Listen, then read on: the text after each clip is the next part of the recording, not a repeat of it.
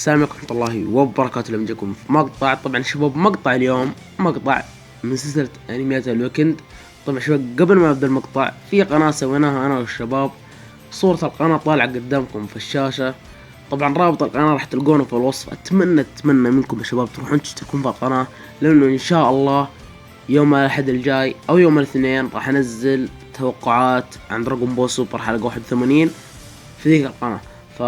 على الاغلب انه راح ننزله يوم الاحد، فاشتركوا في القناة وفعلوا التنبيهات عشان اول ما ننزل مقطع انا والشباب تشوفون المقطع على طول. فالحين نقول بسم الله ونبدأ في المقطع. طبعا انمي اليوم اسمه طالع قدامكم في الشاشة.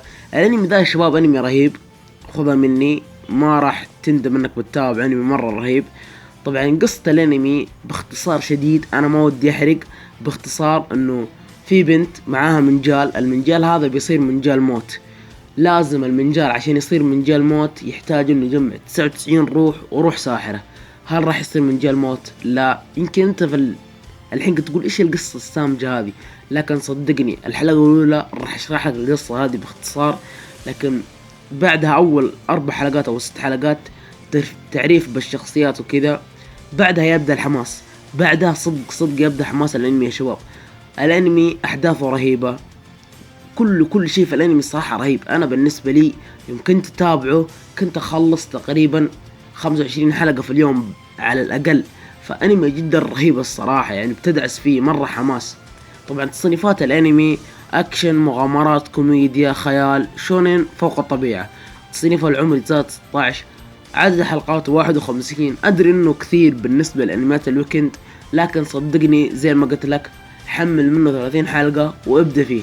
صدقني ما راح يخلص اليوم الا انك انت مخلص اقل شيء 20 حلقة. الانمي مرة حماس، كل حلقة راح تحمسك للحلقة اللي بعدها عشان تشوفها. الانمي شباب مرة حماس، انمي اسطوري. انا بالنسبة لي لما تابعته كان شيء مرة رهيب، فانصحكم تتابعونه. طبعا تقييم له 10 من 10. انمي رهيب من ناحية القتالات، كوميديا، مع انه كوميديا في شوية بس القتالات حقته رهيبة جدا، الشخصيات رهيبة. فانمي صراحة جدا رهيب. تابع اول حلقة وبتعرف مدى رهابة الانمي، وصدقني راح تدعس فيه. فاذا انت تابعت الانمي اعطينا رايك فيه في التعليقات زي ما نقول كل مقطع، واعطينا رايك في المقطع، رايك في المونتاج، واشتركت في القناة. اذا ما اشتركت روح اشترك في القناة الثانية، واذا ما انت مشترك في قناتي هذه اشترك يا الغالي، واعطينا لايك على المقطع، ونشوفكم في المقطع الجاي. يلا السلام عليكم.